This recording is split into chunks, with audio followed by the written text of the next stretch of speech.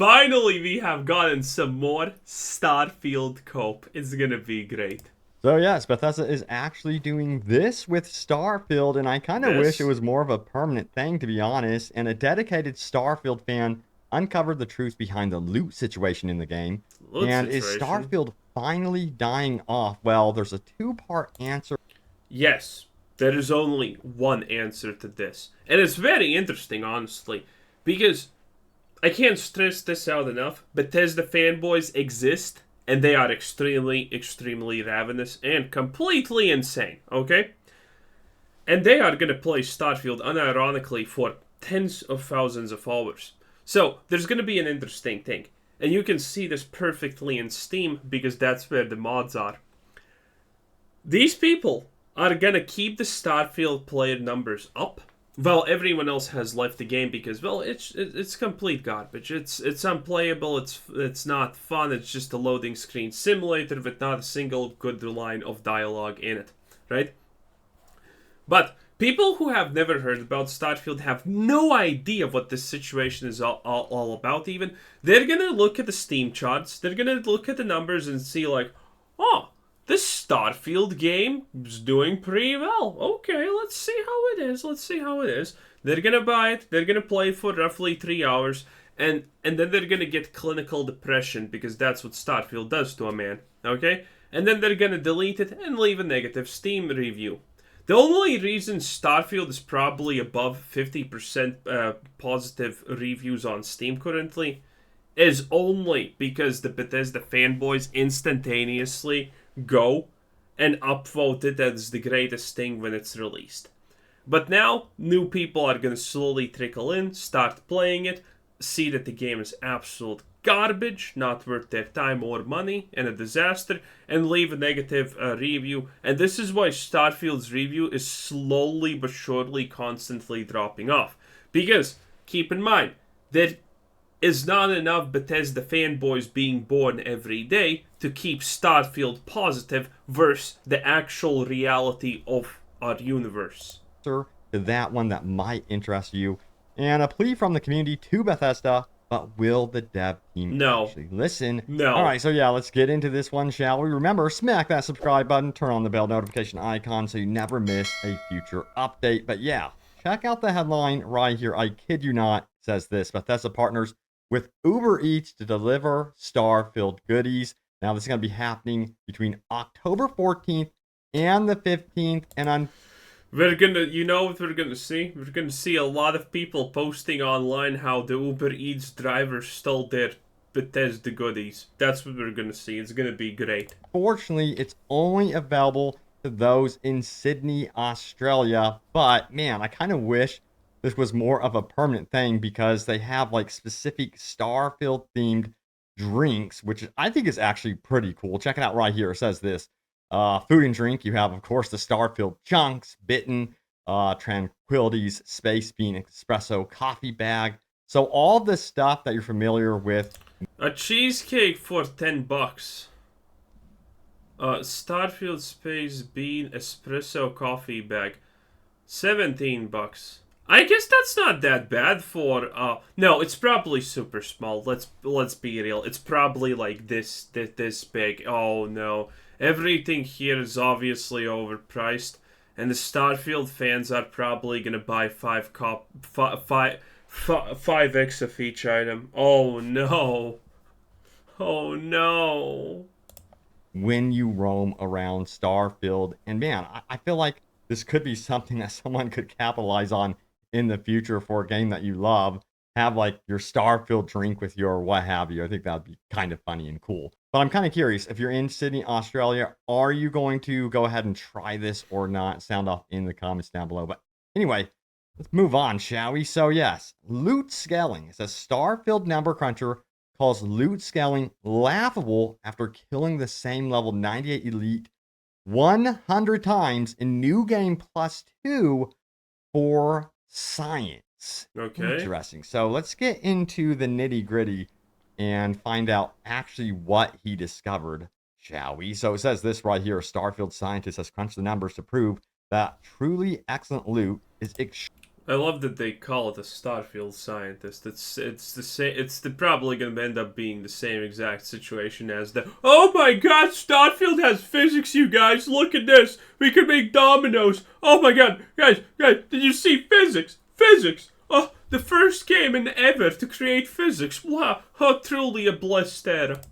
Extremely hard to find by murdering the same unlucky level 98 NPC 100 times and recording the gear they dropped. Now, in a post on the game's subreddit, user Edik noted that elite enemies always drop an elite item complete with modifiers that hopefully change the way the gear works for the better. Now, for weaponry, for example, that might mean bonuses like increased damage while aiming down sights, a bleed effect, damage against certain enemy types, or increased magazine size. For armor, modifiers may add resistance to specific damage types or a chance to reflect damage. So yeah, we know a lot of that stuff. Useless. Let's get into this a little bit further, shall we? So it says this right here. Noting that they were curious to see just how good late game gear drops actually are, Edik says, I made a quick save a moment before killing a high level elite pirate. They proceeded to kill the exact same NPC 100 times, jotting down the gear they received for each kill. You can see the findings for yourself. And the first thing that you'll notice is that the vast majority of their loot consists of pretty disappointing rare grade drops. Now, let me know how you guys are feeling about the loot in the game. Are you disappointed? Well, this is something that we already know. Lockpicking is the worst that it has ever felt in a Bethesda game ever. Because when you now encounter something that's behind a lockpick, even a master lock, it's probably not even worth $5. It's just disappointment. So yeah, the fact that rares and elites and whatnot drop nothing of even remote value, wow, call me shocked. Disappointed with how often like super rare items drop. I don't consider, honestly, Starfield to be exactly like a looter shooter, so I'm not exactly playing it particularly for that reason. And what I have in my arsenal, at least in my personal opinion, I think is cool. So that's how I feel about it.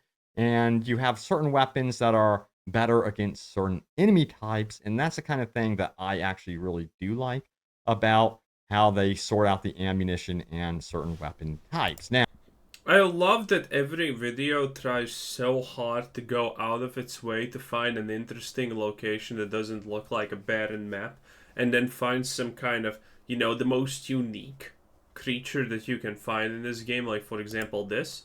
now let's get into it more. It says this. Yeah, you see that one? Those things? And the AI just makes that creature go into the wall and do nothing. I love that. Right here. A full 2/3 of those drops come with the blue labeling that confirms they have just one modifier, with another 24 epic drops offering 2 modifiers. Just 10 out of the 100 drops were legendary, offering all 3 possible modifiers. So about 10% were legendary. I don't know, not too shabby. Of those, 4 were melee weapons, 3 were helmets, and only 2 were guns. Okay, now we're getting into the details. Now it says, with a legendary navigator pack rounding out the 10. But the biggest issue here appears to be that drops can feel totally unscaled, with Edik noting that killing a level 98 enemy into a dissembler Ripshank, a low-tier melee weapon that does bonus damage to robotic enemies, is laughable. Now, if you head on over to the Reddit, the actual source of this information, a lot of people are replying to this, and they do agree that something is up here. Let me know if you feel like loot seems to be off in the game, or if you're kind of happy with the situation. Bethesda fanboys finally figuring out that there's something wrong with the loot here. Maybe they're gonna also notice at some point there's only like 5 usable guns in the game. Ho ho ho! Man, that's gonna be a shock for them. And wait until the moment that they figure out that melee doesn't even exist in Starfield, if we're being truthful. Man, their minds are gonna be blown. That's gonna be crazy. I think that the guns do offer some oomph. I'm glad that id Software actually got behind the team at Bethesda and helped out with the gunplay. You can definitely feel it in this game. But it would be nice to have more rare weapons, of course, those super legendaries that you can seek out. They are definitely in the game. They just are extremely, extremely rare, which I suppose might be the point, but I'm wondering if they are ultimately too rare. That is the question. I throw that over to you. They are probably too rare. That's a legit complaint because think about it. You're playing Starfield, right? So, you finally find your legendary weapon, and it's a Grendel.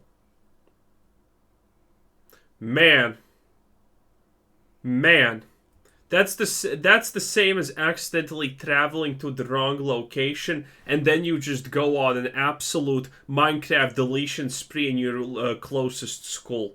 Okay, that's the risk that Starfield creates. Okay, if I found one legendary Grendel, I wanted to end it right there on the spot because man, life suddenly was just not worth it. Okay, I completely get it.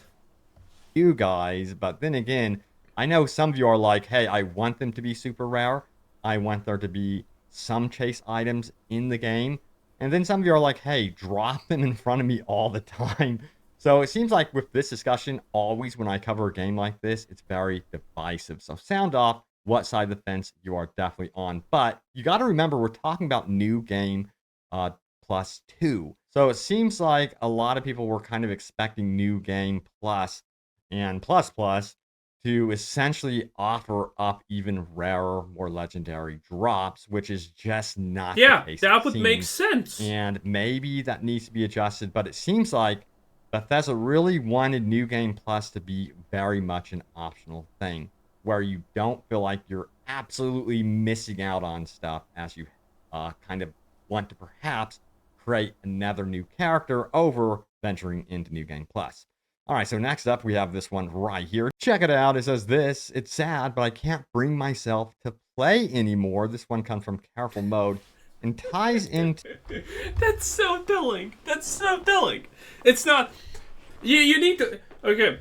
So, the way we say things matters. The way we write things matters. Words hold a lot of meaning and a lot of innate meaning. There's a whole art behind this.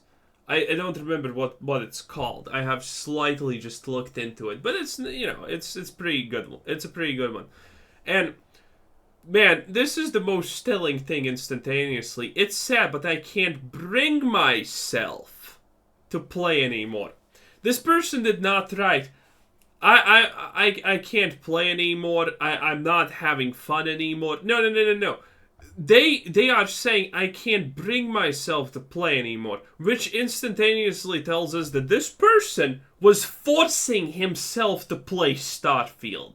It wasn't a situation, oh, I got bored or the game's slowly becoming boring. No, this person always saw a lot wrong with Starfield and he forced himself to play it. That's what the bring implies. Well, it doesn't imply it, it literally means that. This is great. I forgot what it's called. Someone in the comments may probably know. It's a pretty good thing.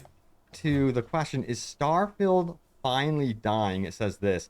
I thought I would be playing this game for years to come, like I did with Skyrim and every Fallout game from Bethesda. Yep. I thought I was gonna be playing it for years to come. Blah blah blah. So that just confirms the fact that this person was literally forcing himself to play because the game's good, right? The game's good. I was so excited for this.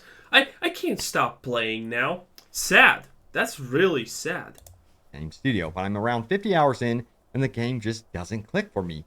There's something missing in Starfield, the kind of feeling that I did get with every other Bethesda game, but that, for the life of me, I can't seem to find here. Everything feels so disconnected, I guess. I don't know how to explain it any better than that. And I just can't land on one more planet to do the same loop I've been doing for all these hours. I mean, does someone really find fun in running across absolutely empty terrain for 2 kilometers to get a point of interest that we have already seen a dozen times? It even has the exact same loot and enemy locations. Now, I want to pause there. That I have noticed. When I head into a mine that... By the way, people have noticed and found that Bethesda doesn't even artificially... Well, that artificial generation of the planets is even worse than they thought, because you can even find the same mountain in the same place that you landed.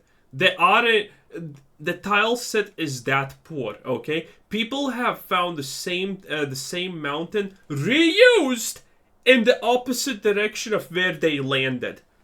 You just need to take that one in. On one side, it's the exact same mountain, and no, it's not a special mountain. There's nothing there. It's just a mountain. And in the other direction, it's the exact same fucking mountain. Is man, Starfield is just something else, eh? That is pretty much the exact same layout. At least make the enemy positions different. At least try that much. You know what I mean? Then again, I personally think that the actual systems that are kind of like on the outskirts of the faction quest of the main story arc, and I'm talking about exploration type stuff, exploring a random mine, and then also doing bounty hunting missions. That sort of stuff really, really needs a total overhaul, in my personal opinion. 20 Enhance the bullets. game a lot. If they could give me a mine that was completely different from the mine that I was just in, there needs to be a variation of like literally 30 different mine layouts with enemy positions that are very different from one another. I'm surprised that's not already in the game. So I do wholeheartedly agree with Why that would that statement be right there. Now, surprising, though? furthermore, it goes on to say the following. Environmental storytelling is supposed to be Bethesda's thing, but this game's world building could have been made by Ubisoft, and I wouldn't have noticed a difference. Am I wrong here, or does anyone else feel the same? And yeah, it seems like a lot of people do agree. 9,100 upvotes here, so seems like I recently saw this and it was pretty funny. So, the environmental storytelling is completely flawed in this game because of one very interesting thing. It doesn't take into account the planet that they are on. Because maybe the environmental storytelling was supposed to happen on on a planet with breathable atmosphere, but the location was generated in a freezing hell of ice. And the environmental storytelling comes up to this. You can find people who are outside in -50, and there's beers on the table and sandwiches on the table and things like that. And the idea is that they were supposed to eat it. They were making a picnic. They had a lunch break and they decided to go outside in -50 in non-breathable atmosphere and eat their sandwiches and drink their beers. And then something bad happened and they got deleted. Yeah. And stuff like that. It's just absolutely crazy. Because that event should not happen on a planet like that, right? That event should only be able to spawn on a breathable, normal climate, Earth-like planet. But no, it spawns on an ice planet with -50. It's so dumb. And there's a lot of environmental problems like that. And yes, now, if you're a Starfield fanboy, you will notice them. Good luck on seeing that one, though. It's gonna be pretty hilarious when you understand, oh, these people at -100 degrees wanted to drink beer outside with nothing on. Yeah, it's gonna be great. like a lot of people are on the same page. Now, is the game dying? Are people finally giving up on the game? We see 9,100 upvotes. We need to go to the official number crunching, and we head over to SteamDB, and we can see right now we're sitting at about 52,000. Oh, that's even players less than currently I thought. playing Wow. right now. That's a difference from the 330,000 that was definitely playing at launch, but it's a steady slope down. It's not like a stark peak fall off the cliff type situation we have here. I will give you this. I honestly thought that the fall off is gonna be faster, but it's honestly quite slow. I'm not gonna lie. It's like, Starfield may be a shit game, but man, the fanboys are real. Okay, they're keeping this game way more alive than expected. I expected by this point it's gonna be like 15k players, and then the minimum is going to probably be like 5 to 10k, I think, like that. Because, again, mods and whatnot and all of that garbage. This is actually very natural for a game like Starfield. So I would say I would not panic about this whatsoever. In fact, I think Starfield is actually doing very well, all things considering, with some of the divisive nature of this game. And yeah, Bethesda, they're updating it, and I'm kind of curious to see what they do with this one in the future. If they can bring back people, we've seen that happen with games like Cyberpunk 2077, with Phantom Liberty. So I do have a lot of hope Good luck, for yeah. Starfield. There's going to be an ebb and flow to the player number count here for Oh this game. boy. It's only going to be natural. Now, we have a plea from the community, though, so check it out right here. It says the following: Bethesda, please keep working on the game. Take feedback. When it comes from evil. That's what the modders are for. Bethesda doesn't do updating. Bethesda doesn't do work on games. That's what the modders are for. Stop bugging us, you absolute filthy waste of oxygen. Yeah. Evil God Shira, who says this is feedback meant for discussion over the game and things we want and hope for. Personally, I feel they could make this the greatest game they have ever, and I'm saying that with mods counted. That is how insanely large this game is. If they really put in the time and effort to fix bugs, add more content, adjust some features, and really work with the modding community, this will be the greatest game they have ever made. Yes, they're gonna work with the modding community by doing nothing and let the modders do everything. That seems about right. And one of the best casual RPG games of all time. You guys agree? That's saying a lot. That's expecting a lot. It's already my favorite space game, hands down. Now they need to pull it over the finish line for the majority of people. Revamped AI to be more interesting, more unique factions, dynamics, and abilities. Rework. Interesting. For the AI to be more interesting, he means brain damaged. Make the AI not feel like it has constant brain damage and it's just getting worse. Temples for either less tedium and repetition or vastly more interesting difficulty and combat associated with them. Yes, absolutely. My God, please rework the temples. Again, like rework the exterior, I would say, of the game with the side activities, exploration, and yes, those temples for replayability reasons. I think that would be immensely helpful to Starfield. Also, yeah, he goes on to say this right here: some kind of alien taming system that lets us ride aliens.